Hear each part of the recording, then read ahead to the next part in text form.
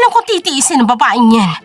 Simula pa man noon, nangako ko na sa akin na kapag wala na si Teresa, kami na ng anak mo ang papalit sa tabi mo. Mahal ko, bigyan mo pa ako ng ilang araw. Pagkakataon lang naman ang hinihintay ko eh. Isang pagkakataon para paalisin si Samantha sa buhay natin. Alisin si Samantha sa buhay natin? Kay tagal mo nang sinasabi yan, Rafael. Pero hanggang ngayon nariyan pa rin si Samantha. Hindi mo yan magagawa sa anak ni Teresa. Nagpapatawa ka ba? May lugar na sa puso mo yung si Samantha, kaya ka nagkakaganyan. Sa oras na malaman ni Samantha ang katotohanan, tapos na tayo. At sa tingin mo, saan kami pupulutin ang anak mo, ha? Gumagawa ako ng paraan, mahal ko. 5 milyon. Kidnapin mo si Samantha at magpa-ransom ka ng 5 milyon. Masyado ng maraming taong nai-involve sa kalokohan natin.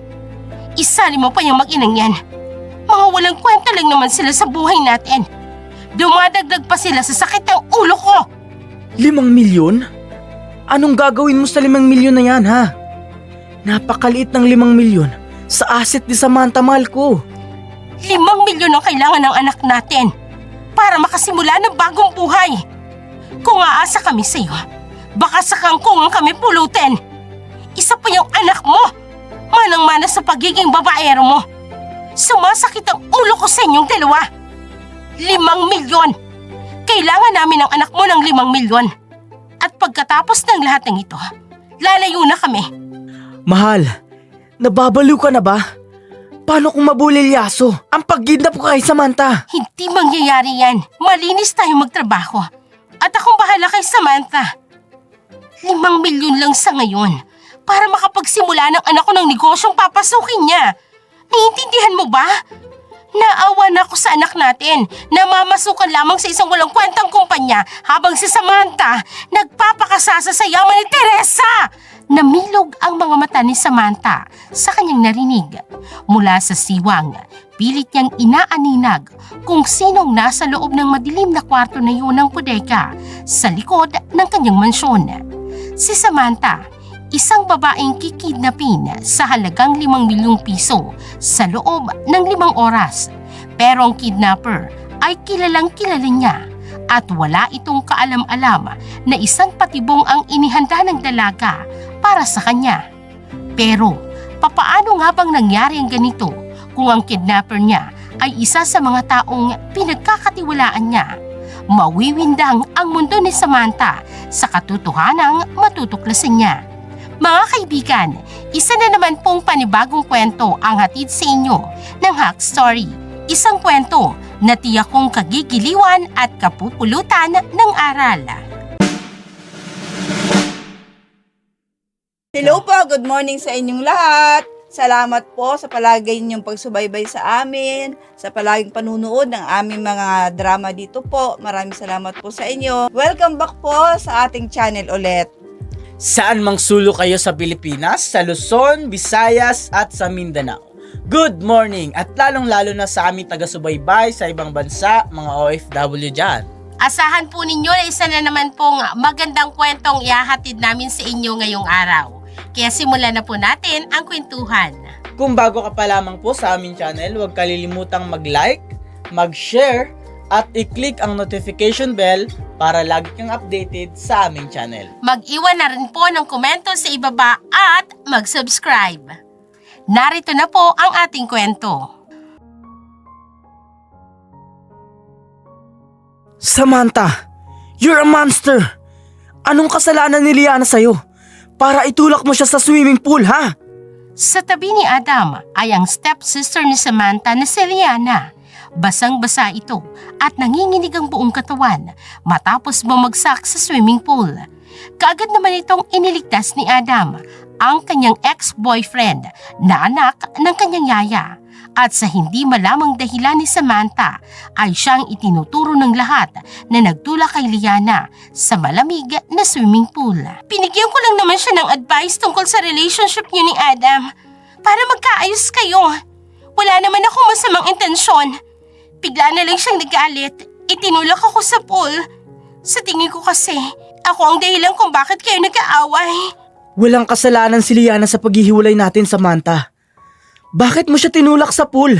Porky ba't sinabi niyang tinulak ko siya sa pool? Yun na yung totoo, Adam? At saka, anong connection doon sa hiwalayan natin sa babaeng yan? Nagsiselos ka sa amin ni Adam, kaya mo hiniwalayan si Adam. Hiniwalayan ko si Adam dahil hindi siya nararapat sa akin. Anak lang siya ng yaya ko, kaya hindi siya nararapat sa akin. At isa pa, akala ko noon, matalino siya. But recently, I just found out na wala siyang utak. Kaya ko siya hiniwalayan. Bakit naman ako magsiselo sa inyong dalawa? May Demian na ako, gwapo, bilyonaryo, at mahal ako. Magsiselos talaga ako sa Juliana. Saan banda? Ha? Sa pagiging anak mo sa labas? Sa pagiging walang matirhan nyo na mag-ina? O sa pagiging wala mong utak? Wala talaga akong maisip na rason para pagsilosan ka, dear. Samantha, ano na naman to? That's enough! You're humiliating your sister. Akala ko ba, nagkakaintindihan tayo. Liana will just stay in the mansion for 1 week. At pagkatapos, ay aalis na siya. Sila ng ina niya. Nire-renovate lang ang luma nilang bahay. Natitirhan nila. Napakaliit na bagay. Pero itinulak mo talaga ang kapatid mo sa swimming pool, ha? Inuulit ko, hindi ko siya tinulak. At hindi ko siya kapatid. Anak mo siya sa babae mo. Bastada mo pa. Wala akong kapatid. Dahil ako lang ang nag-iisang anak ng ina ko. Tama na! Napakahaba na ng sungay mo! I'm sorry kung nakakaabala kami sa'yo, Samantha. Alam mo naman na wala kaming ibang mapupuntahan. Huwag kang mag-alala, Iha. Aalis kami dito ng anak ko. Sumusobra ka na. Hindi porket mayaman ka, pwede ka na mga api ng mga taong mas mahirap sa'yo. Alam mong may phobia sa swimming pool si Liana. Tinulak mo pa talaga? Tama na, Adam. Okay na ako. Kasalanan ko naman ang lahat ng ito. Alam kong ayaw sa akin ni Ate Samantha. Sa amin ni Mama Nessa. Pero tumira talaga kami rito. Patawad, Ate. Wala kang kasalanan, Liana. Kasalanan ng demonyang yan. Dahil sa sama ng ugali niya, tinulak ka niya sa pool. Enough, Adam! Ako? Masamang ugali nang nasunog ang bahay na mag-inang yan. Kanino sila lumapit? Para may matirhan. Hindi ba't sa akin? Kunyeta naman eh. Saan sa dalawang mata mo ang nakitang itinulak ko sa swimming pool ang lukaret na yan, ha, Adam? Saan? Ate, sorry. Huwag mo akong maate-ate, Liana. Wala akong kapatid na may sayad. At ikaw naman pa, bilisan mong ipaayos ang tahanan na mag-ina mo para hindi sila nakasiksik dito sa mansyong ko. Alam kong nakakaabala kami sa'yo, Ate. Kaya aalis na kami rito. Mangungupahan na lang kami ni Mama. Whatever, mas mabuti pa. Para matahimik naman ang mansyon na to. 1 linggo lang ang hinihiling ko sa'yo, Samantha. 1 linggo? 2 linggo na mahigit silang naghahari-harian sa mansyon. Nakalimutan mo. Bukas, 3 linggo na. And I'm so sick of your nonsense, Liana. Ate, anong gagawin mo sa akin? Hindi porket sinabi mo kay Adam na itinulak kita sa pool, ayun na ang kwento at yun ang totoo. This is my house, my rule, and my story, not yours. So, let me make a story na totoo at hindi galing sa kasinungalingan mo. Ganito ang totoong itinutulak sa Pollyanna. Ha? Watch and learn! Bumagsak sa malawak na swimming pool si Liana matapos itulak ni Samantha. Kasunod noon ay ang nakabibinging hiyaw ni Liana, ang sigaw ng pagkagulat ni Nessa na ina nito at ang bumubulang bibig ng kanyang ama na si Rafael. Dumagdag pa si Adam. Samantha! Anong ginawa mo? Tinulak sa pool ang anak mo pa. Just like what she said. Tinulak ko siya sa pool, hindi ba? Napakasinungaling kasi niyan eh. Ayan, pinatutuo ko lang ang sinabi niyang tinulak ko siya sa pool. There it is. Tinulak ko na. Help me, Adam! Hindi ako marunong lumangoy! Nanginginig si Liana sa lamig at kakawag-kawag ang mga kamay sa pool matapos itulak ni Samantha. Nagmamakaawa ito sa natigilang si Adam. Kanina'y tahimik ang mundo ni Samantha habang umiinom ng orange juice at nakatingila sa mga bituin sa kalangitan. Maraming tao sa mansyon dahil nagsiselebrate sila ng kaarawan ng amang si Rafael nang bigla na lamang lumapit sa kanya si Liana at walang ano-ano'y sinabi ang tungkol sa relasyon nila ni Adam. Wala naman sana siyang pakialam kung may relasyon ito sa anak ng yaya niya. Ngunit para lamang i-frame up siya, ay tumalo nito sa pula para pagbintangan siya at makuha ang atensyon ng lahat. Pweh! Attention seeker! Ay, grabe sis! You nailed it! She deserved it. She is desperately seeking everyone's attention. Then I'm giving it to her, Ruby. Hail the Queen! I salute you, sis. Kailan kaya ako matututo sa mga tricks mo, no? It's not some simple trick, Ruby. Sa mundong inaapi ng mga stepmother at stepsister ang tunay na anak, you need to know how to retaliate. You need to know how to give them back what they did to you. And you need to be the devil yourself. Kundi, ikaw ang talo. Ay, nakaka-disappoint talaga si Tito Rafael sa totoo lang. Hindi ko alam kung anong nakita niya sa babaeng yan. Siya talaga ang ipinalit kay tita. I don't know either, Ruby. Ay, sige na nga. Alam ko naman kanina mo pag gusto umiyak. Umiyak ka na dito sa balikat ko. What a poor thing. Nasaan na ba kasing Prince Charming mong si Damian? Bakit hindi pa dumarating? Sira? Ano ko? Damsel in distress? Busy pa yun sa mga negosyo niya. At ayoko nakikitang ganito ni Damien. Ay, naku, Ruby. Alam mo naman yon, small matters. Pinapalaki lalo kapag ako ang naaapi. Kung sabagay, ikaw ba naman mahalin ng isang handsome billionaire? Pero teka, nakakainis talaga yung ama mo. Ama mo ba talaga yan, ha? Nakakapagod na. Nakakainis si Papa Ruby. Hindi ko alam kung bakit sa dinami-dami ng tao sa mundo, siya pang naging ama ko. Isang lalaking mahina at hindi marunong tumayo sa sarili niya. Isang lalaking mahina at kayang manipulahin ng isang babae. Pero wala akong magagawa dahil ama ko siya, Ruby. At siya na lang ang nag-iisang pamilya na meron ako sa mundo. Dahil iniwan na ako ni na lolo at lola. Si mama naman, mas nauna pa kina lolo. Ay naku, paano ba yan baby girl? Ibang-iba talaga ang problema ng bawat tao sa mundo. Meto ako, naghihirap kami ng buong pamilya namin, walang pera. Pero sa awa naman ng Diyos ha, buo naman kami ng pamilya ko. Ikaw naman ito mapera, pero magulo naman ang pamilya dahil din sa stepmother mo at yung stepsister mo. Correction, hindi ko sila pamilya. Si Papa Rafael lang ang family ko. Huwag ka na mag-alala, Sam. Nandito naman ako lagi eh. Nandito lang ako at mananatili akong matalik mong kaibigan. Samantalang dinala ni Nessa si Liana sa kwarto nito. Basang-basa kasi ito matapos 2 beses na mahulog sa swimming pool. Minsan ay nakakainis din itong anak niya.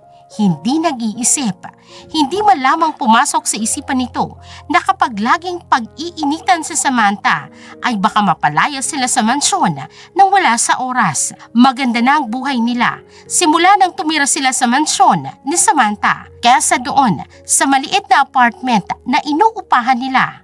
Matapos masunog ang kanilang bahay, inis na kumuha ng damit si Nessa para sa anak. Pero si Liana, nakangiti lang na nagpupunas ng tuwalya. Hoy, babae, gusto mo ba talagang mapalayas tayo rito? Sinabi ko sa iyong layuan mo si Samantha. Ma, nakita mo naman, ako ang kinampihan ni Papa. Napagalitan si Samantha. At yun lang, masaya ka na doon? Mas dapat sigurong isipin mo kung paanong hindi tayo mapapalayas ni Samantha dito sa mansyon, Liana. Isa pa, yung lalaking yan, si Adam, anak lang yan ng yaya ni Samantha. Kung may nais kang gawin, agawin mo yung mayamang lalaki na bagong kasintahan ni Samantha, si Damian. Ma, inaasar ko lang naman si Samantha. Gustong-gusto kong nakikita siyang naiinis. Grabe, ang saya ko. Naghiwalay na sila ni Adam dahil sa akin. Natalo ko rin sa Samantha sa wakas. Mas magiging masaya siguro ako kung mayamang lalaking nabinwit mo. Hindi yung walang kwentang Adam na yan. Naghiwalay nga sila ni Adam. Pero tingnan mo naman ang ipinalit ni Samantha sa kanya. Big time! Ma, chill. Masyado ka namang high blood. Nasa plano ko na yan. Isusunod ko yung Damien na yun. Katuwaan lang naman yung Adam eh. Walang-wala naman yung kumpara doon kay Damien. Kaya relax, okay? Step by step lang muna tayo. Sige. That's my girl. Mautak.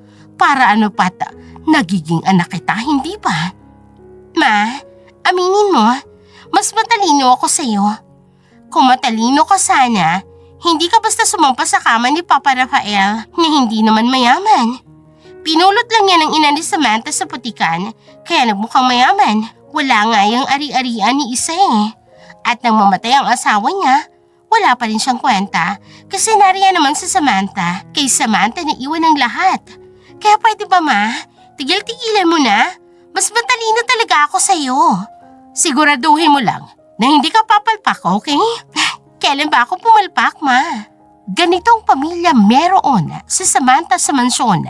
Isang ama, stepsister, at isang stepmother. Bata pa lamang siya, namatay na ang kanyang ina. Ang lola niya ang nagpalaki sa kanya. Ang lola niya rin ang nagpatakbo ng pag-aaring restaurant ng kanyang ina. Hanggang sa noong nakaraang taon na lang din ay tuluyang pumanaw ang kanyang lola. Sa kanya iniwan ang lahat ng ari-arian ng ina, pati na ang mansyon. At ang katotohanan na ang kinalakan niyang ama na si Rafael ay hindi niya pala tunay na ama, kundi amain lamang. Kinakapatid ito ng amang si David, kaya pareho sila ng apelyido. Ampon ng lola niya si Rafael at binigyan ng apelyedong Aguila. Ang kanyang ama ay isang business tycoon at maagang namatay dahil sa sakit na cancer. Si David Aguila. Pagkatapos ng 2 taon, nagpakasal ang inang si Teresa kay Rafael na siyang tumayong ama niya matapos mamatay ang tunay na amang si David Aguila. Kinikilalang tunay na ama ni Samantha si Rafael at hindi niya kailanman binanggit rito na alam niya ng katotohanang hindi niya ito biological father dahil itinuring niya na itong tunay na ama. 1 taon pa lang, simula nang makabalik ang amang si Rafael sa mansyon ni Samantha dahil pinalayas ito ng lola niya noon matapos magkaroon ng ibang babae. Matapos mamatay ang lola niya last year, pinabalik niya ang kanyang ama sa mansyon pero mukhang nagkamali pa yata ang dalaga nang pabalikin ng ama niyang si Rafael. Sa mga sumunod na araw, busy naman si Samantha sa pagpapatakbo ng kanyang restaurant. Nagulat na lamang siya isang araw nang dumating siya sa isang branch ay nagkagulo doon.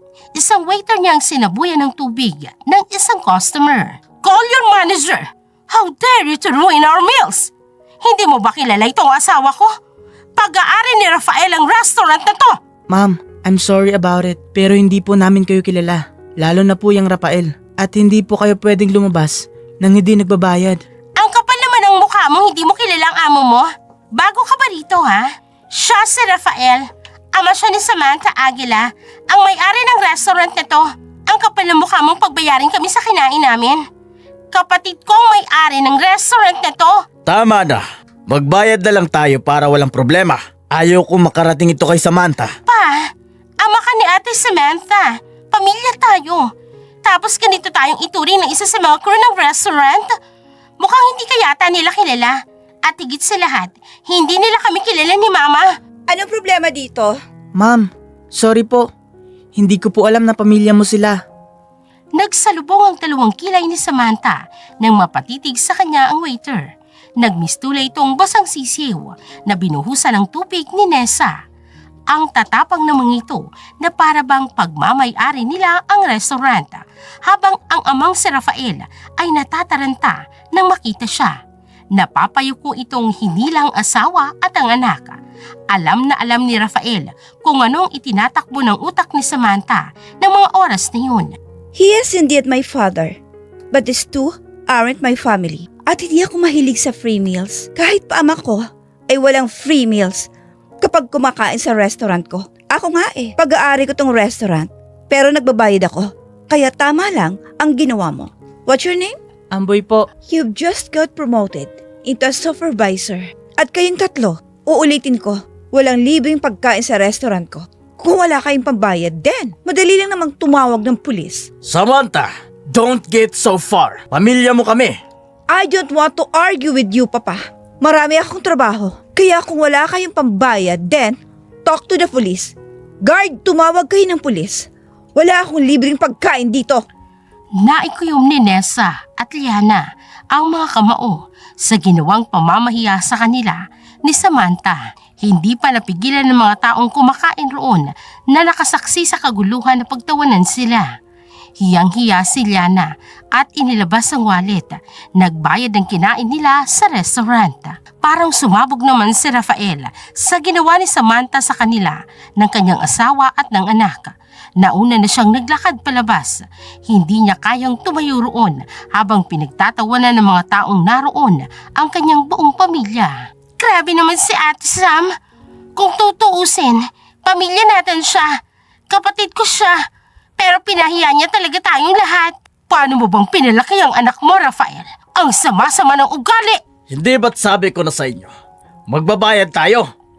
Kasalanan nyo kung bakit napahiya tayo sa mga tao. Parang di nyo naman kilala si Samantha.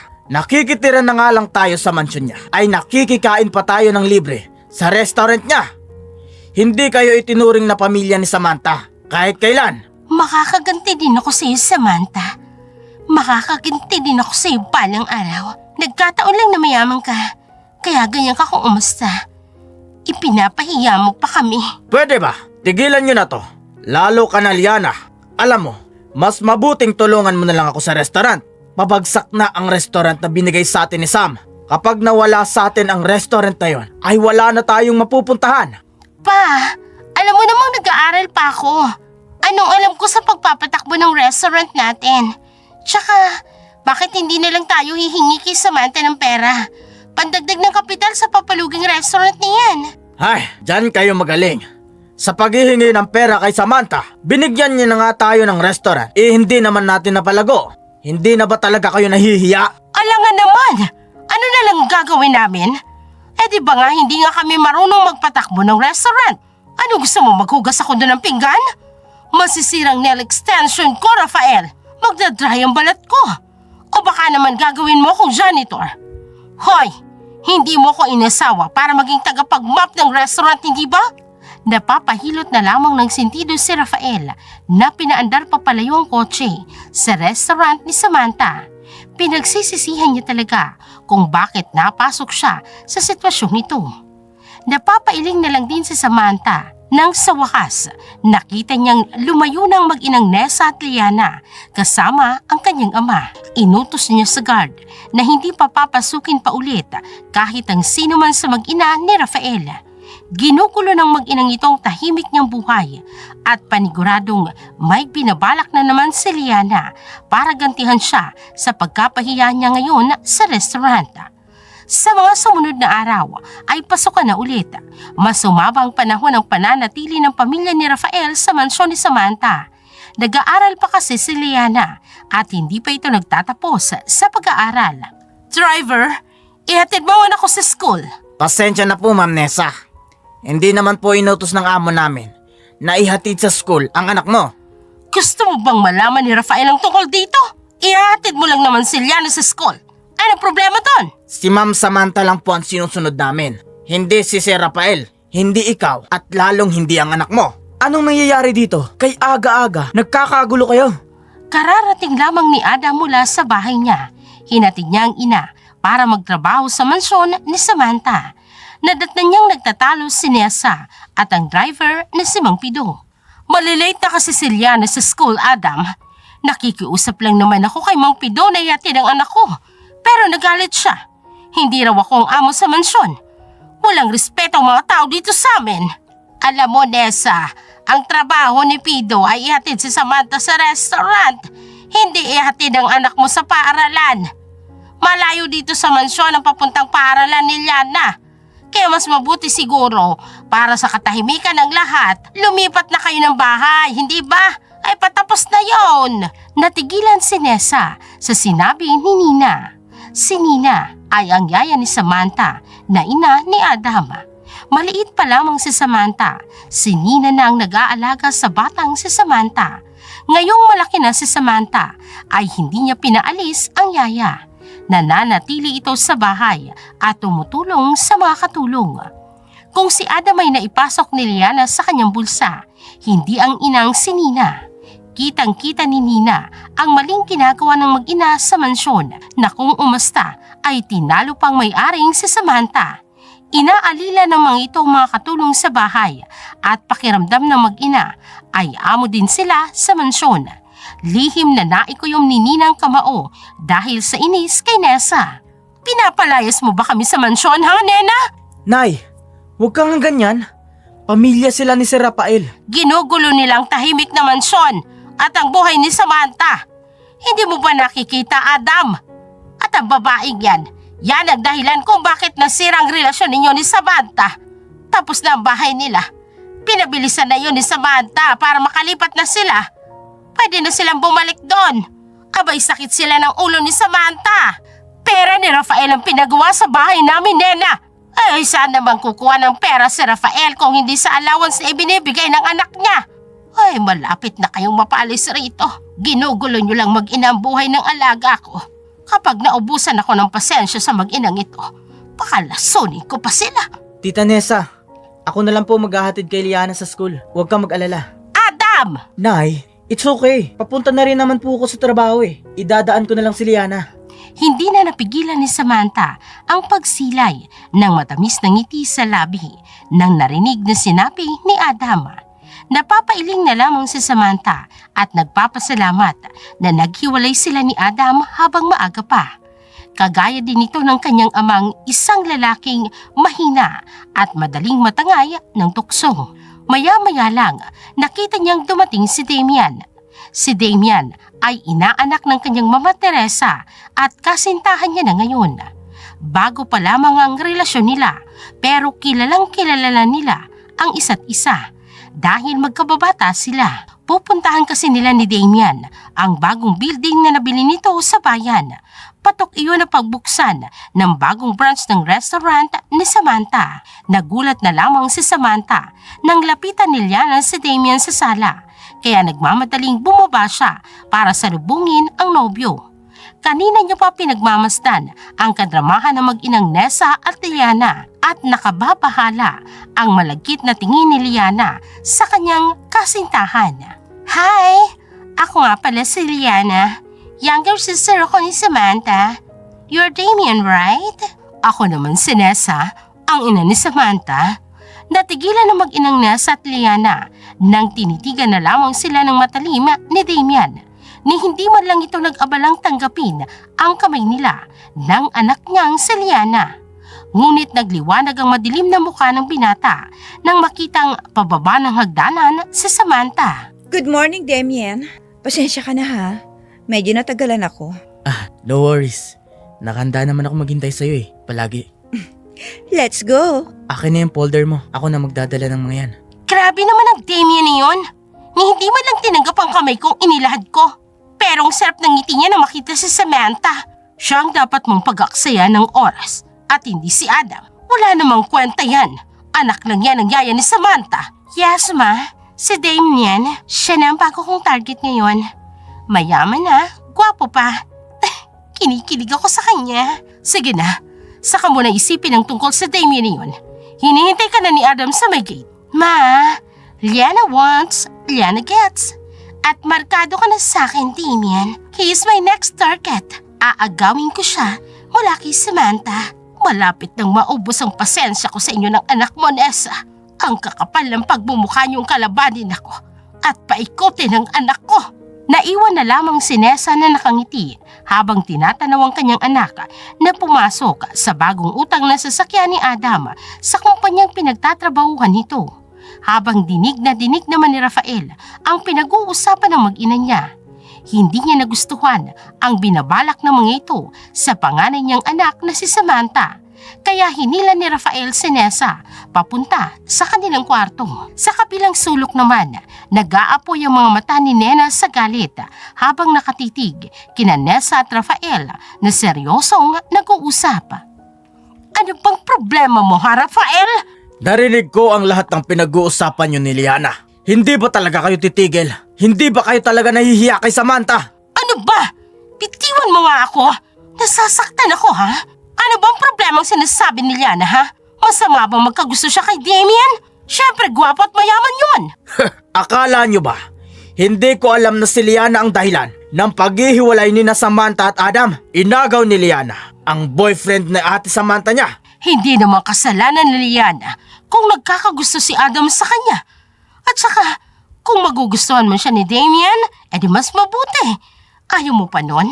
Yayaman ang anak natin, Rafael. Hindi ko anak si Liana. Estupida! Sinisira mo ang plano ko. Wala naman akong ginagawa. At saka grabe naman. Nirereto mo talaga ang anak ko kay Adam? Hindi kaya sasabog sila kapag nalaman nilang katotohanan, ha Rafael? Manahimik ka, lintik ka! Tigilan nyo na si Samantha sa kahangalan nyong mag-ina. Mag-impake ka na ng mga gamit mo at babalik na tayo sa bahay natin. Tapos na ang pinapagawa ni Sam na bahay, kaya oras na para umalis na tayo dito sa mansyon. Ano? Hoy, Rafael, gusto ko rito. Napakalaki naman ang bahay na ito ni Samantha. Mga katulong lang ang kasama niya. Ang sarap-sarap na ng buhay namin ni Liana rito. Tapos aalis talaga tayo? Rafael, dito na lang tayo sa mansyon. Mananatili talaga tayo rito sa mansyon para patuloy niyong guluhin ang buhay ni Samantha. Hindi na kayo nahiya. Magpasalamat na nga tayo at pinatuloy tayo ng anak ko nang masunugan tayo. Pero heto kayong dalawa ng anak mo. Anong ginaganti niyo kay Sam? Sakit ng ulo. Rafael, sayang naman itong mansyon. Ang laki-laki nito. Tapos si Samantha lang ang titira. Rafael, gusto ko na dito. Natigilan si Rafael sa sinabi ni Nessa. Hindi niya kailanman naisip na balang araw ay magiging sakit ang ulo niya si Nessa at ang anak nito sa ibang lalaki na si Liana. Nagpupuyos ang damdamin ni Rafael sa inis sa babaeng kaharap niya. Wag na wag mong uubusin ang natitirang pasensya ko, Nessa. Nakakalimutan mo yata ako ang nasusunod. Gusto mo bang tumigil na sa paghinga? Ha? Mag-impake ka na kung ayaw mong mapaaga ang buhay mo, ninyo ng anak mo. Nakakainis. Gusto mo ba talaga dun sa bahay mo para gawin mo akong tagalinis? Tagalaba, tagaluto? Pesteng buhay naman to, oo? Wala nang nagawa si Nessa kung hindi sundin ang kagustuhan ni Rafael na lumipat sila sa bagong bahay nila. Sa mga lumipas na araw, natahimik na rin ang mansyon ni Samantha at bumalik na sa ayos ang lahat nang mawalang staff family niya. Ngunit isang araw, nagulat na lamang siya na bigla na lamang sumulpot ang stepmother niya sa bagong restaurant na pinapagawa niya sa building na pag-aari ni Damian. Anong kailangan mo sa akin, Nessa? Kailangan ko ng pera, Samantha.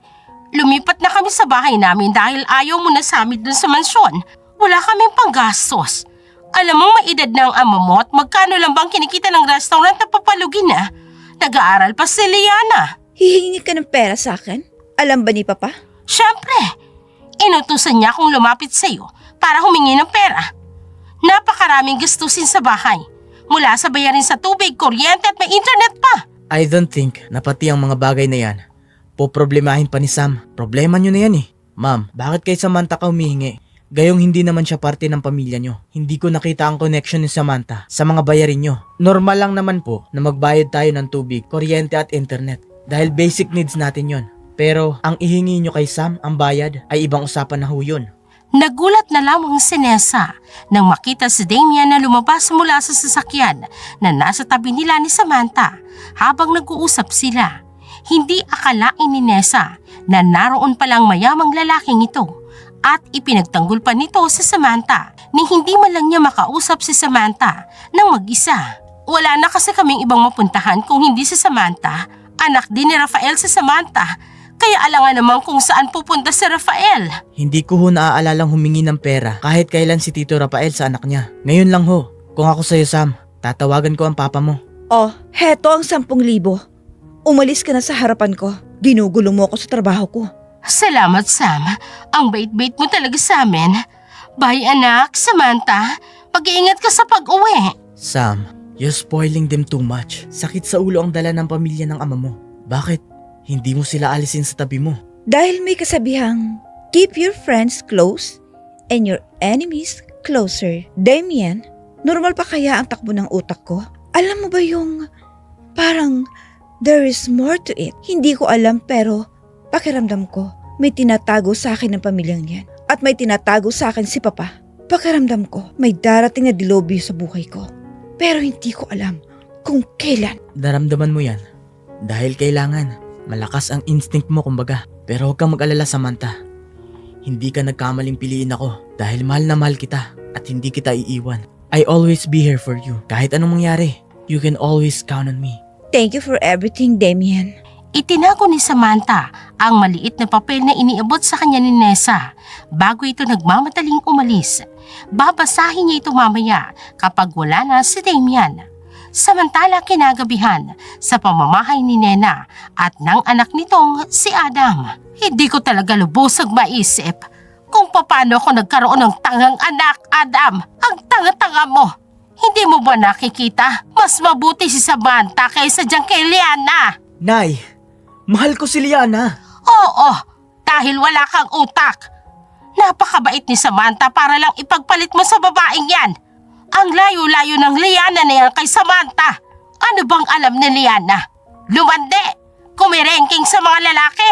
Adam, nasa na bang utak mo? Naroon na sana tayo sa mga plano natin. Malapit na tayo. Pero hindi ko inaasang sasablay ka pa dahil sa babae. Nay, hindi si Liana ang dahilan ng paghihiwalay namin ni Sam. Ang ugali ni Samantha na masyadong mapagmataas. Lagi niyang minamaliit ang kapatid niya. Saang banda minamaliit ni Samantha si Liana? Ikaw lang ang nakakakita niyan, Adam. Alam mo kung anong nakikita ng lahat. Ang pagiging panggulo ng mag-inang yan sa buhay ni Samantha. At maniwala ka sa hindi. Target na namang sirain ni Liana ang relasyon ni Damian at ni Sam. Pagkatapos ng relasyon yung dalawa. Dahil makati ang babaeng yan. Kagaya ng nanay niya. At paano ka ha? Iiwan ka na lang ni Liana sa isang tabi. Nay, grabe ka naman kung makapanghusga. Lalo na kay Liana. Buksan mo yung utak mo at gamitin mo. Huwag kang tatanga-tanga. Nasabi ko na yan dahil kilalang kilala ko ng mag-inang yan.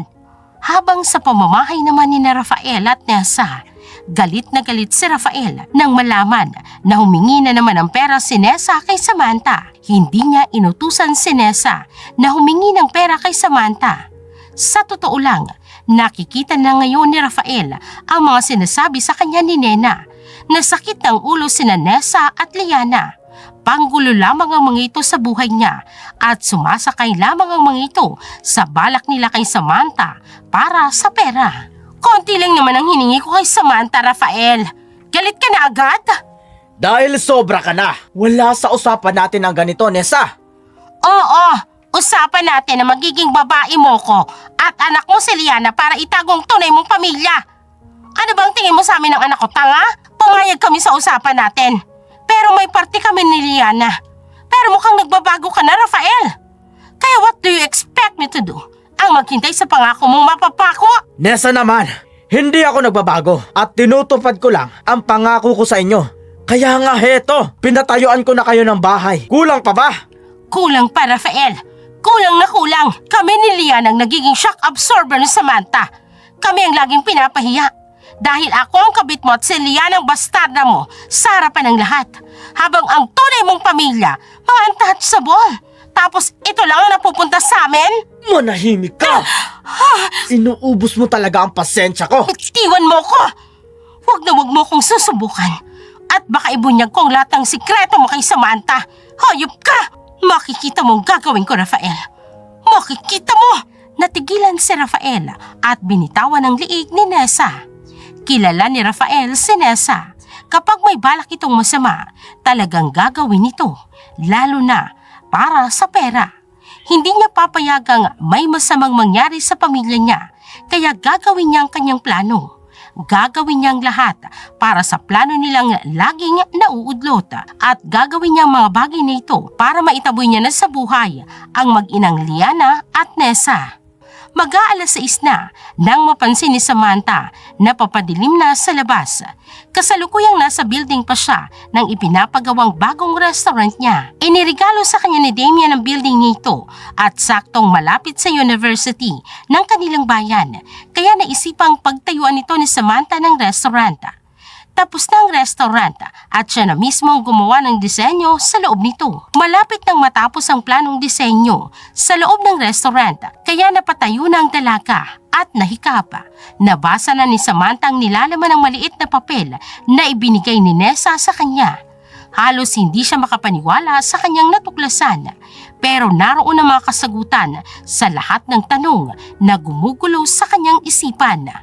Ngunit nagulat na lamang ang dalaga nang pagtayo niya, may bigla na lamang pumalaw sa kanyang batok na dahilan ng pagkawala ng kanyang malaya.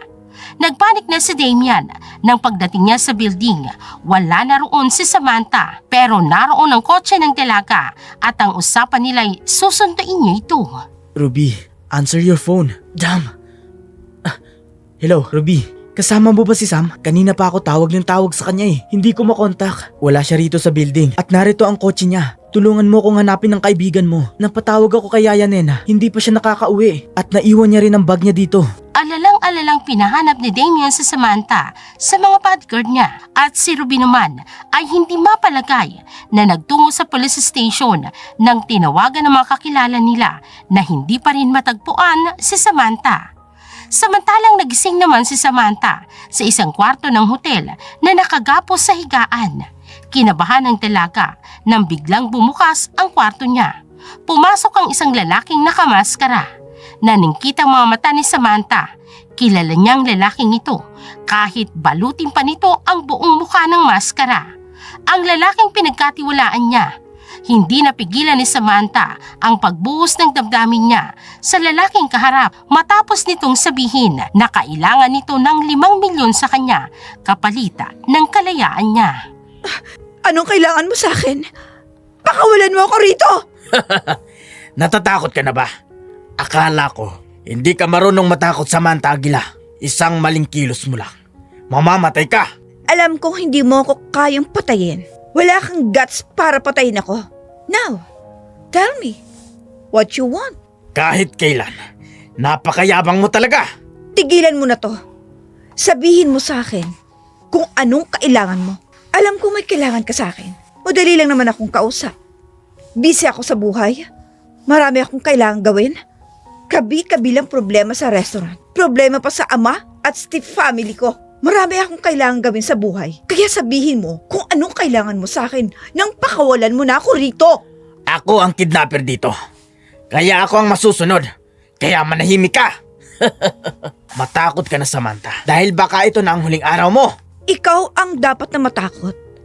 Dahil sigurado akong alam na ni Damian na nawawala ako at hinahanap na niya ako ngayon.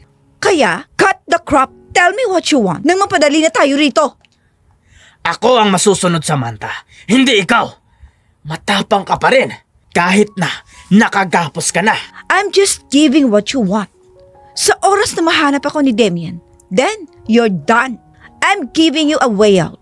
Dahil ayoko rin magkaroon ng utang na loob kay Damian. Pero sa oras na mailigtas ako ni Damian at Ruby, ay wala ka ng pag-asang gamitin ako sa maliit na laro mo. 5 milyon sa loob ng 5 oras. Kapag hindi mo na ibigay sa akin, ang kailangan ko ay papatayin kita. Napakadali lang naman pala ng kailangan mo. Pera lang pala. Kinidnap mo pa ako. Kung humingi ka na lang kaya diretso sa akin ng pera, baka binigay ko pa. And yet, naiya ka pa. Dinadaan mo pa ako sa kidnap mong to. Tigilan mo na ang pagpapanggap mo. Kilala kita. Mula sa kilos mo at sa takbo ng utak mo, I'm just gonna expect you to do this. I hate you! 5 milyon. 5 milyon lang naman pala ang halaga ng relasyon nating dalawa. Ibibigay ko sa'yo ang 5 milyong peso at pagkatapos nito, umalis ka na sa buhay kong hayop ka! Hindi na kita kakailanganin pa sa buhay ko. Iisipin ko na lang na isa kang masamang panaginip at nawala ng magising ako. I hate you so much! Kung hindi mo may bibigay sa akin ng 5 milyon sa loob ng 5 oras, papatayin kita! 5 milyon? Pinapatawa mo ako, Mr. Kidnapper. 5 milyon lang pala ang halaga ko sa'yo.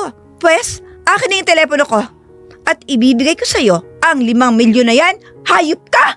Pakawalan mo ang isa kong kamay para makapagtipa ako sa telepono ko. Good! Hindi mo naman pala ako pahihirapan pa eh. Madali ka lang palang kausap. O ayan, ang telepono. Huwag na huwag kang gumawa ng masama, kundi babarilin kita. No need. Hindi ko isusugal ang buhay ko sa 5 milyon na yan. Kaya akin na yung telepono ko at tatawagan ko si Ruby para magdala ng perang kakailanganin mo para pakawalan mo na ako.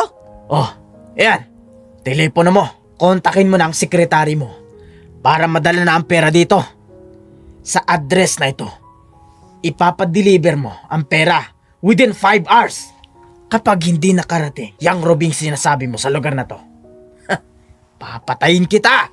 Nanginginig ang mga kamay ni Samantha na tinanggap ang telepono para tawagan si Ruby. Hindi naman siya ganoon katapang para hindi makadama ng takot sa mga nangyayari. Pero ang pinakamasakit na parte ay kung papaanong naatim ng kidnapper na ito na gawan siya ng ganito kasama. Kahit may takip ito sa muka at may kinagamit itong maliit na voice synthesizer para magibang boses nito, ay hindi siya magkakamali sa bultong ito, ang taong pinagkakatiwalaan niya. Napatulo ang luha ni Samantha nang makitang palakad-lakad sa harapan ng kidnapper habang may hawak na baril. Balisa din ito. Natapos niya ng kontakin si Ruby pero lihim na siyang nakapag-send ng mensahe kay Damian sa balak niya sa taong ito. Hinding-hindi niya mapalalagpas ang ginawa nito sa kanya. Natawagan ko na si Ruby. Maya-maya lang, dala na niya ang pera sa address na binigay mo. Pakawalan mo na ako rito pagkatapos.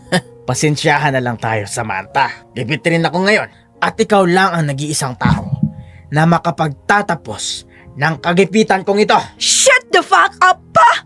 Akala mo ba maitatago mo sa akin na ikaw yan? Kilalang kilala ko ang ama ko. Kaya kahit anong maskara pang isuot mo at ang boses pa ang gagamitin mo, kilalang kilala na kita. Kaya tama na papa. Hilam sa luha ang mga mata ni Samantha na nakatitig sa ama na puno ng puot ang mga mata. Galit na galit siya kung papaanong nagawa ito ng kanyang ama sa kanya. Pwede naman sana itong humingi sa kanya ng pera kung kailangan nito. Bakit kailangang idaan pa nito sa ganitong paraan? Kasalanan mo ito, Samantha. Kasalanan nyo ng ina mo. Pa, pinagkakatiwalaan kita. Kahit hindi kita tunay na ama, bakit mo to nagawa sa akin?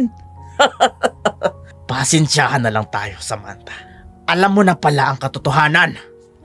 Paano ako? Pa? Pamilya mo rin ako. Kahit kailan ba? Itinuring mo ba akong anak? Si Liana at Nessa, sila lang bang mahalaga sa'yo?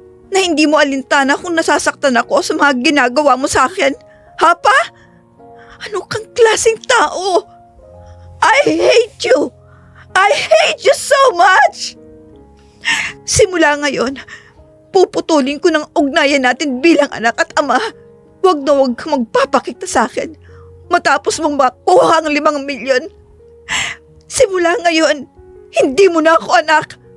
Iisipin ko na lang na ang ama ko si Rafael ay patay na. Patay ka na para sa akin pa. Galit na galit ako sa'yo. Masamang tingin ang ipinukol ni Samantha sa kanyang ama. Napapayuko na lamang si Samantha dahil masakit na masakit para sa kanya ang ginawa nito. At kahit pagtingin sa mukha nito ay kamumuhian niya. Hindi niya pa alam kung ano talaga ang totoo, pero masakit ang katotohanang matutuklasan niya sa mga sumunod na sandali. Parang baliwala na lamang ang lahat ng sakripisyo niya para mapanatili ang relasyon nilang mag-ama sa kabila ng lahat ng ginawa nito. Sa kabila ng nalaman niyang hindi niya ito tunay na ama. Maya-maya pa, tumawag na si Ruby at sinabing naroon na siya sa lugar kung saan ang pinag-usapan nila ng kidnapper na bababaan ng pera. Lihim na nagdiwang ang dalaga dahil isasagawa niya na talaga ang kanyang balak at hindi niya bibigyan ng pagkakataon ang kanyang ama na makawala sa pinasok nitong kasamaan. Malalaman niya rin kung ano ba talaga ang lihim ng kanyang ama. Maya-maya pa, tinanggal na nito ang gapos niya at iniwan siya sa loob ng kwarto ng hotel. At hindi alam ng kidnapper na ama niya na nag-aabang na sa kanya sa labas ng hotel ang mga pulis na tinawagan ni Damian. Samantha, okay ka lang ba? Hindi ka ba nasaktan? Okay lang ako, Damian. Ano na? Nahuli na ba si Papa? Nahuli na ba ang taong kumuha ng pera ko sa address na binigay ni Papa? Hindi ko alam, pero nakaabang na kanina pa ang mga pulis sa labas. Tara na. Hindi ako papayag na tatakasan niyang ginawang ito sa akin. Hindi ko na mapapalampas pa ang lahat ng ito, Damian. Nagmamadaling lumabas ng hotel sina Damian at Samantha.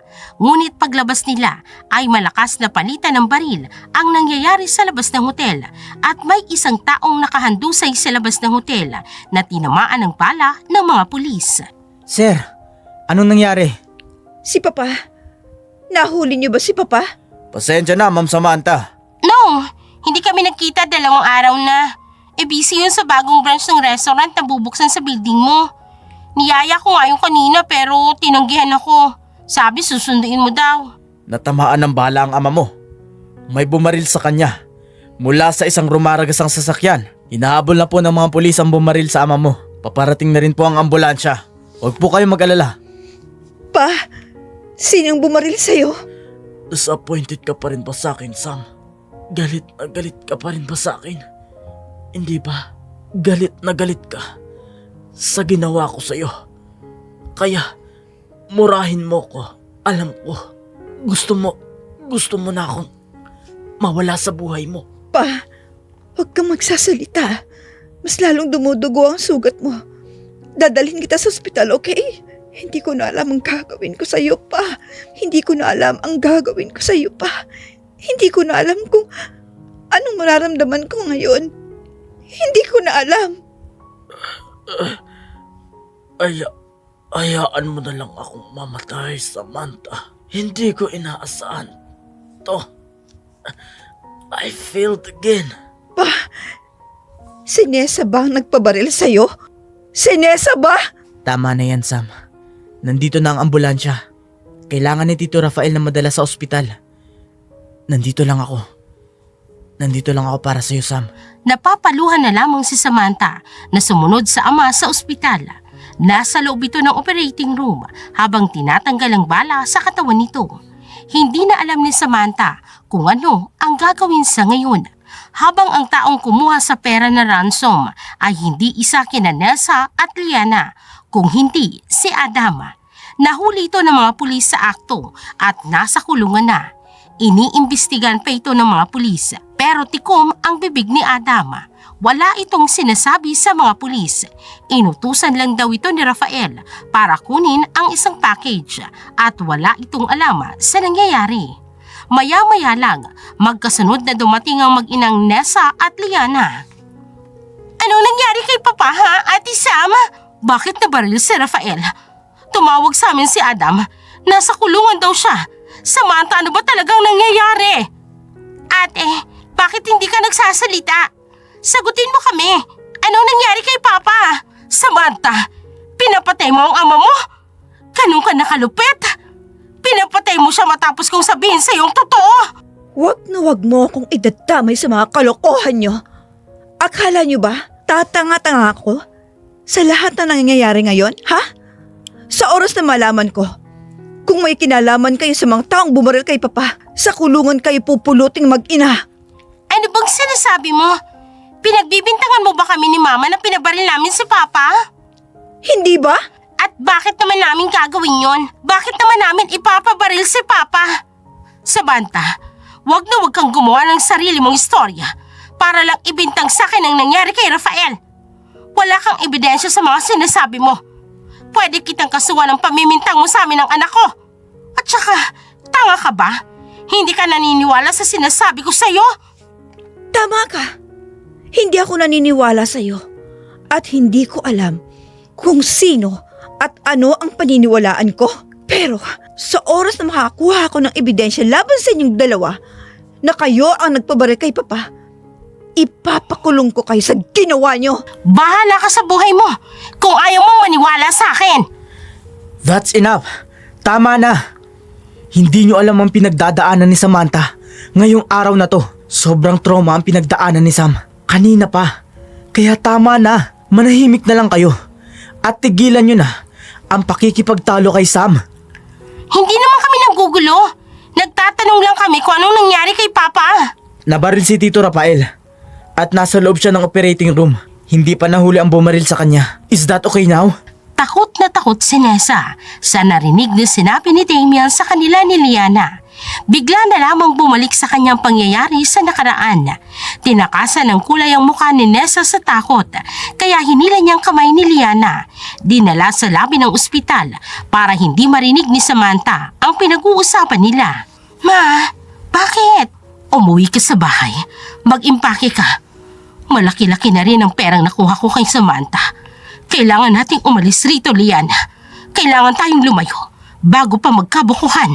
Bakit? Ikaw ba ang nagpabaril kay Papa? Hindi. Mukha lang akong pera, Liana. Pero hindi ako mamamatay tao. Kaya bago pa man tayo madami sa kanila, kailangan na nating tumakas rito. Hindi talaga kita maintindihan eh. Ano ba talaga kasing nangyayari? Bakit takot na takot ka? Sino bang kinakatakutin mo? Kung hindi naman pala ikaw ang nagpabaril kay Papa. Marami kang hindi alam, Liana. At mas makabubuting huwag ka na magtanong. Ang mahalaga sa ngayon, makalayo na tayo rito sa San Sebastian. Malayo sa gulo nila. Tama ng pagpapanggap na ito. Isa pa, may pera na tayo. Ma, paano si Damian? Magiging mayaman tayo kapag naagaw ko siya mula kay Samantha. Makinig ka, Liana. Ako ang ina mo. Kaya ako masusunod sa atin. Kailangan mong magligpit ng mga gamit bago pa man tayo madamay sa gulo nila. Sige na, para hindi tayo mahalata. Ma, may ginawa ka bang masama? Narinig ko kanina sa labas. Pinakidnap si Ate Sam. Ikaw ba ang gumawa nito? Napakamot ng ulo si Nessa. Ang tigas-tigas din ng ulo ng anak niyang si Liana. Ang dami-dami nitong tanong na wala naman siyang balak na sagutin. Palingalinga siya sa paligid. Hindi pwedeng may makaalam ng balak nilang paglayo ni Liana. Kapag nagkabukuhan ay may nakahanda na siyang ebidensya. Ang katotohanang matagal niyang itinago. Ang katotohanan kung bakit siya nakagapo sa isang relasyon kasama si Rafael dahil sa pinagsamang takot niya para sa kanyang buhay at para sa buhay ni Liana. Sige na, kumilos ka na, Liana. Ma, paano si Papa? Alangan namang iiwan natin si Papa nang hindi pa nagigising. Nasa operating room pa siya. Liana, ang tigas-tigas ng ulo mo. Sinabi ko na sa iyo na gawin mo at yun ang sundin mo. Kailangan nating lumayo ngayon na. Mag-impake ka at pagkatapos tawagan mo ko rito. Pupuntahan ka agad kita sa terminal ng bus. Uuwi tayo ng probensya. Pero ma, kulong-kulo na ako sa iyo eh. Paano nga si Papa? Iiwan na natin si Rafael. Iiwan na natin ang Papa mo. Lalayo tayo para sa ikabubuti mo at para sa kaligtasan natin. At isa pa, hindi mo ama si Rafael, Liana. Wala kaming relasyon. Hindi akong kabit ni Rafael. Kaya sige na, gawin mong inuutos ko. At dito lang ako sa ospital. Baka mahalata tayo. Hindi na nakahuma pa si Liana sa narinig na katotohanan mula sa kanyang ina. Sino bang mag-aakala na ang pinapaniwalaan niyang anak siya ni Rafael ay isa lamang palang kasinungalingan na hindi niya ama si Rafael? Gulong-gulo si Liana na napatitig sa kanyang ina. Nangangatal ang mga labi niya. Sa iilang taong nakalipas, nakagisnan niya ang brand name na bastarda siya ni Rafael. Nakikipag-agawan siya sa lahat ng atensyon ni Rafael mula kay Samantha para lamang sa wala. Hindi niya pala tunay na ama ang lalaking tinitingala niya. Tinitiis niya ang lahat ng sinasabi ng mga taong anak siya ng isang kabit at maruming babae ang kanyang ina. Gayong hindi naman pala totoo ang lahat ng ito. Walang relasyon ang kanyang ina kay Rafael Aguila. Are you kidding me, Ma? No, yan ang katotohanan. At oras na para tayong lumayo sa lahat ng ito, anak. At saan ka naman pupunta, Nessa? Tila ipinako sa kinatatayuan si Nessa nang makita si Nena. Ito na nga ba ang kinatatakot niya? Ito na ang kanina niya pang sinasabi kay Liana na mag-impake bago pa sila mahuli, bago pa sila mapagbintangan sa kasalanang hindi naman nila ginawa. Uuwi sa bahay. Kukuha lang ako ng gamit ni Rafael at bihisan. Pilisan mo at bumalik ka kaagad rito. Hahanapin ka ni Rafael paggising niya. Sige, Nena. Kukuha lang ako ng gamit ni Rafael. Nagmamadaling lumayo ng ospital ang mag-inang Nessa at Liana. habang isang mapait na ngiti naman ang sumilay sa labi ni Nena. Kailangan niyang makausap si Samantha. Kailangan niyang palabasin sa kulungan si Adam dahil wala naman itong alam sa lahat ng nangyayari. Ni hindi nga nito alam ang tungkol sa pagkidnap ni Rafael kay Samantha kapalit ng pera. Ang buong akala ni Adam ay package lamang ang kukunin niya sa lugar na yun, kagaya ng itinawag sa kanya ni Rafael. Pero gulat na lamang si Adam nang damputin siya ng mga pulis habang pinipick up ang package ni Rafael. Sam, anak, kumusta ang papa mo? Hindi ko po alam, Yaya Nena. Hindi pa lumalabas ang doktor mula sa operating room. Ay, Diyos na mahabagin. Sino bang gumawa nito sa papa mo, Samantha? Hindi ko alam, Yaya. Hindi ko alam. Ano ba talagang nangyari, Samantha? Bakit nasa kulungan si Adam? At anong sinasabi niya sa akin na kinidnap ka ni Sir Rafael? Naguguluhan ako, Samantha. Bakit gagawin ni Rafael ang ganitong bagay sa'yo? At saka, walang kasalanan si Adam, anak. Palabasin mo ng kulungan si Adam.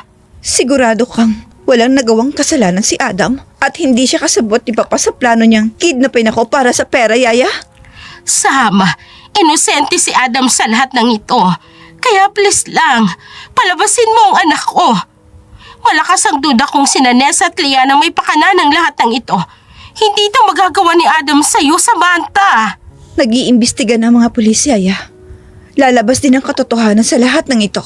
Samantha, hindi ka ba naniniwalang inosente sa lahat ng ito si Adam? Walang kasalanan ng anak ko.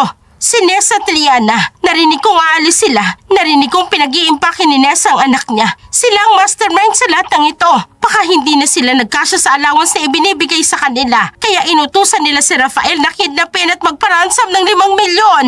May kasalanan si Adam, Yaya. At lahat ng taong may kasalanan sa akin ay magbabayad ng mahal. At huwag mo sabihing inosente si Adam. Dahil unang-una, kasabot siya ni Papa sa pagpapakidnap sa akin. Pinagsilbihan kita mula bata ka pa.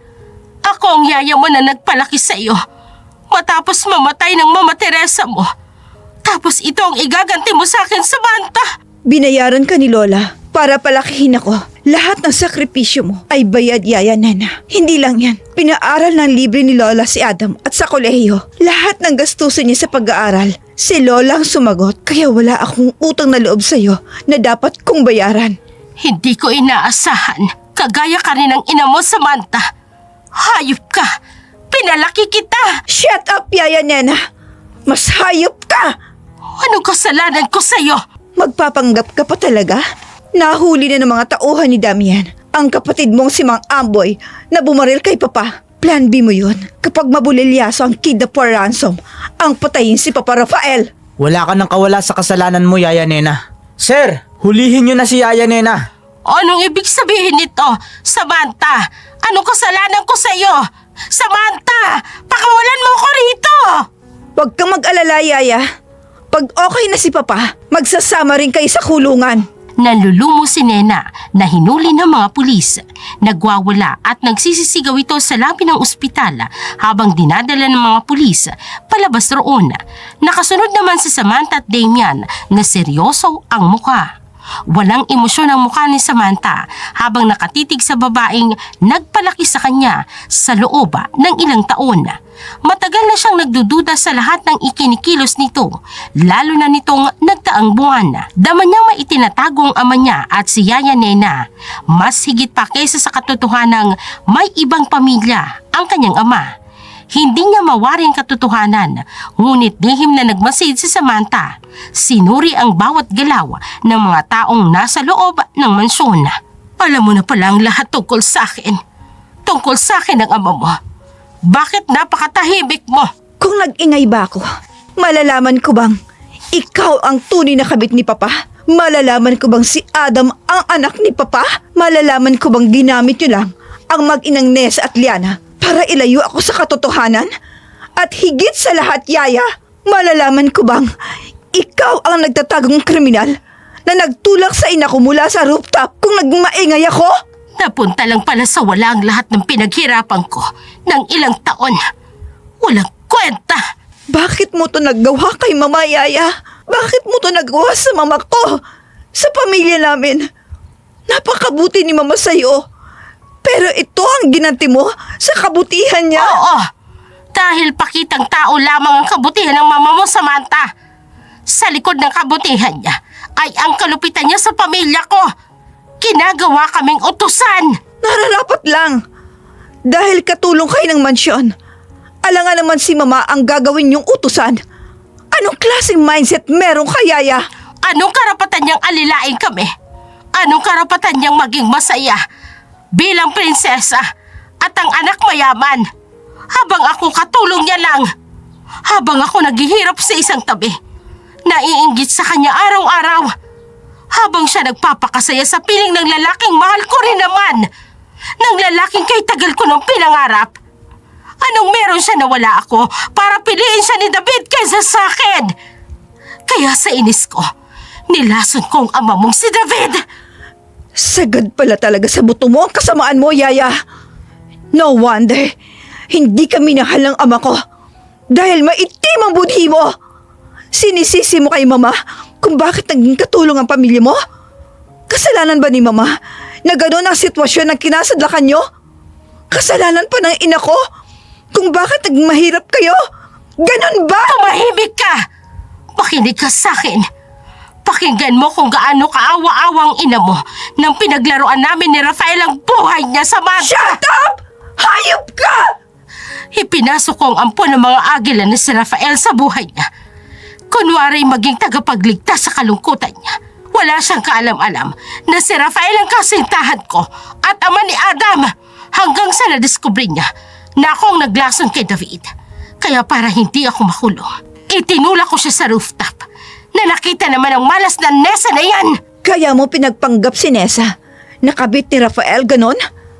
Para hindi mahalata ni Lola at Lolo ang relasyon niyo ni Rafael. Para hindi makatakas sa'yo si Nessa. At baka masabi niya ang sikreto mo. Ganun ba, Yaya? Malas mo lang. Dahil sinabi na sa akin ni Nessa ang lahat. At nasa mga kamay ko na ang lahat ng ebidensya ng kasamaan mo. Ang ebidensya na lamang na nasa kamay ni Nessa ang hinihintay ni Samantha para ipahuli sa mga pulis si Nena. Ang kani-kanina lang na narinig ni Samantha ang usapan ni Nessa at Liana sa labi. Nagtatago lamang siya at hinarang ng mga bodyguard ni Damian ang mag-ina na nagmamadaling lumabas ng ospital. Matagal na siyang nagdududa sa pagkatao ni Nessa at sa wakas, lumantad na rin ito. Matapos ang takot sa pagkatao ni Nessa, ay nangako si Samantha na pakakawalan nila si Liana kapag sasabihin nitong lahat ng nalalaman tungkol kay Nena. Hayop ka, Nessa! Sana pinatay na lang kita noon! Hindi mo lang akalain na isang araw, lalaya ako mula sa inyo, Nena. Patagal na ako nagtitiis sa iyo. Sa takot ko para sa buhay namin ng anak ko. Pero salamat na lang at unti-unti ring lumabas ang kasamaan mo. At nalaman na ni Samantha ang plano niyo ni Rafael. Papatayin kita, Nessa. Magdasal ka na lang na hindi ako makatakas sa kulungan. Dahil kapag nagkataon, papatayin ko kayong dalawa ng anak mo. Hindi ka na makakalabas ng kulungan pa, Yaya. Hinding-hindi na. Dahil sisiguraduhin kong mabubulo ka sa kulungan sa lahat ng kasalanan ginawa mo sa pamilya ko. Mabubulo kayong dalawa ni Rafael. Pati na rin ang anak mong si Adam. Sir, dalhin niyo na ang babaeng yan sa kulungan. Lumantad si Nessa bilang saksi ng krimeng ginawa noon ni Nena at Rafael. Ang ilang taong nanirahan siya sa mansyon ay isang bangungot kasama sina Rafael at Nena. Sa ngayon, naging malaya na din si Nessa at ang anak na si Liana. Walang kaalam-alam si Liana sa katotohanan. Ang kanyang ama pala ay isang dating driver ng pamilya Aguila dahil pinalayas ni Rafael.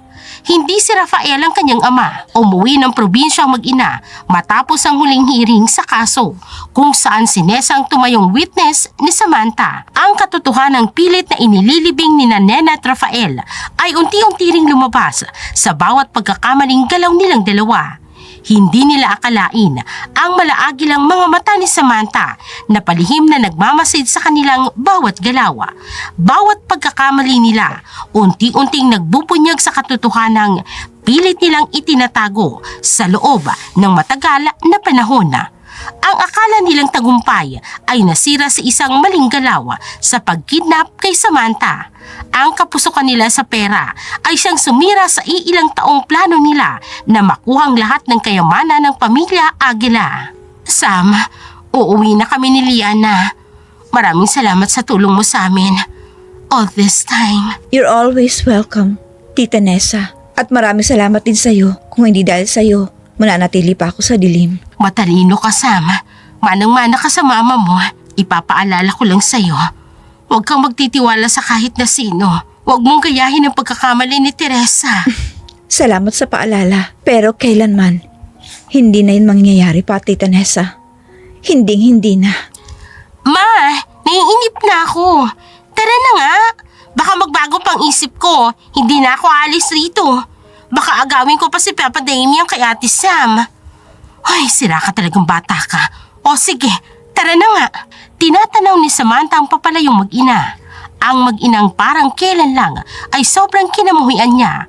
Pero siya palang tutulong para mailantad ang buong katotohanan sa nakaraan. Napahilig na lamang siya sa malapad na balikat ni Damian. I always be here for you, Sam. Hindi ako magiging mahinang lalaki. Kagaya ng tunay mong ama na si David, na nilason lang ng katulong. Hindi ko hahayaan na may sisira sa pamilya natin na bubuuhin natin. Hindi ko hahayaan na mangyari sa pamilya natin ang lahat ng pinagdaanan mo sa pamilya mo. Hindi ko rin hahayaan na mangyari ang ganito sa buhay natin, Damien. Minsan, ang mismong kabutihan mo ang ginagamit ng mga tao para lang talunin ka. Ang mabilis na pagtitiwala mo sa lahat ng taong nakapaligid sa iyo, minsan, ang siyang nagpapahamak. Kaya hindi na yun mauulit pa. Hindi ko uulitin ang pagkakamali ng magulang ko, Damien.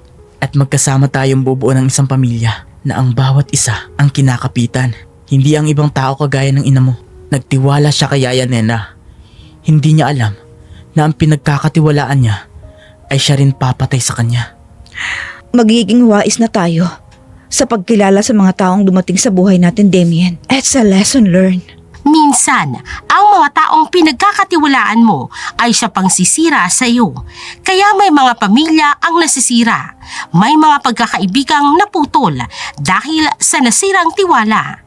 Hindi masama ang magtiwala sa kapwa, pero mas mabuting maging mapanuri sa lahat ng oras.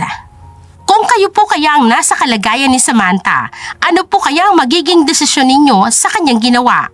Sang-ayon po ba kayo sa ginawa niyang pagpapalaya sa mag-inang Nessa at Liana? Iiwan niyo po sa ibaba ang inyong komento at ito po ay aming babasahin. Maraming salamat po. At dito na po nagtatapos ang kwento para sa araw na ito. Sana po'y nagustuhan ninyo ang kwentong ito at kinapulutan ng aral. Muli, maraming salamat sa patuloy ninyong suporta sa ating channel.